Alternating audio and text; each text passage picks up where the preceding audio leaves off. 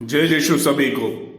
यूहन्ना सुसमाचार 20वां अध्याय 19 से 29 तक, जिसमें मेन पद मैं चाहूंगा कि जब यीशु ने ये कहना, यीशु ने उनसे फिर कहा, तुम्हें शांति मिले, जैसे पिता ने मुझे भेजा है वैसा ही मैं तुम्हें भेजता हूं। यह कहकर उन्होंने उन पर श्वास फूंका और कहा, पवित्र आत्मा लो। जिनके पाप तुम क्षमा करोगे वो क्षमा किया जाएगा, और जिनका पाप तुम क्षमा नहीं करोगे वे क्षमा नहीं होगा। यह कहकर यीशु ने अपने हाथों को अपने पसली उन्हें दिखाई। प्रभु को देखकर आनंद विभोर हो गए। यह हम देखने को मिलता है, परमेश्वर कहता है तुम्हें शांति मिले, जैसे मेरे पिता ने मुझे भेजा है वैसे मैं तुम्हें भी भेजता हूं।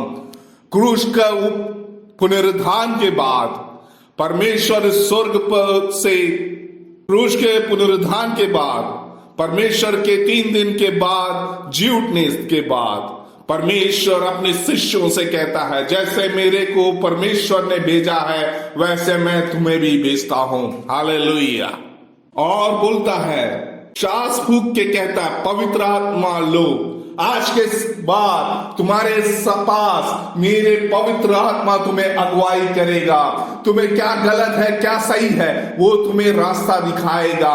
परमेश्वर अपना पवित्र आत्मा की सन्नति उस शिष्यों को देखते हुए हमको देखने को मिलता है। उसके बाद जो जो परमेश्वर के वचन को सुना है, जो जो परमेश्वर के वचन को चखा है, वो परमेश्वर के आत्मा का सौभागी बना है। उसके बाद परमेश्वर बोलता है, मेरे जाने के बाद पवित्र आत्मा तुम्हारे संग रहेगा।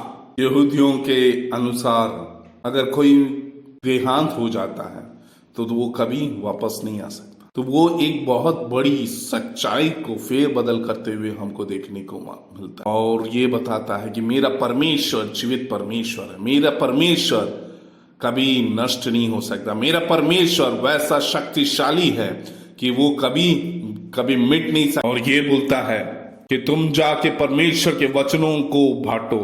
मैं अपने जीवन से यहाँ परमेश्वर का जीवित चरित्र को दिखा चुका हूं।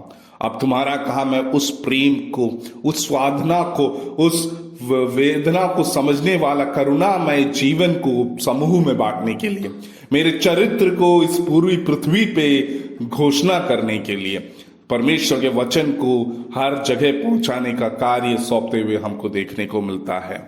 उसका अधिकार परमेश्वर की ओर से आके परमेश्वर के पुत्र के द्वारा वहां शिष्यों को देते हुए हमको देखने को मिलता है। वो अपने कर्म से और वचन से वहां सिद्ध कर चुका है। अब शिष्यों की बारी है।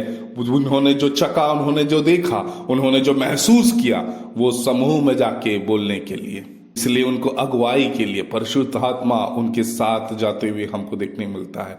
उसके लिए, उनके सपोर्ट के लिए परिशुद्ध आत्मा की अगुवाई करते हुए हमको देखने को मिलता है, ताकि परिशुद्ध आत्मा उनको शक्ति दे, बल दे, ताकि परमेश्वर का वचन को बांट सके, पापों को चंगाई दे सके।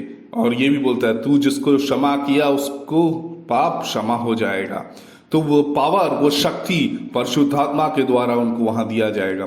परमेश्वर सिर्फ उस पाप को क्षमा कर सकता है। उसकी अनुग्रह उन शिष्यों को देते हुए हमको देखने को मिलता है।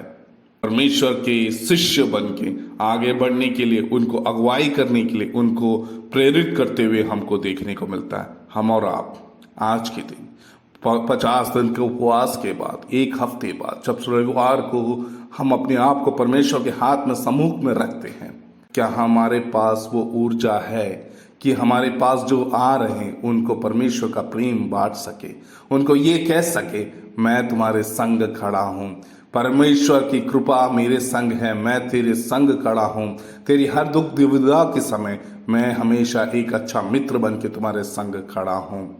मैं जिस परमेश्वर को मानता हूं वो जीवित परमेश्वर है। वो परमेश्वर का स्नेह तुमको बांटने के लिए आया हूं।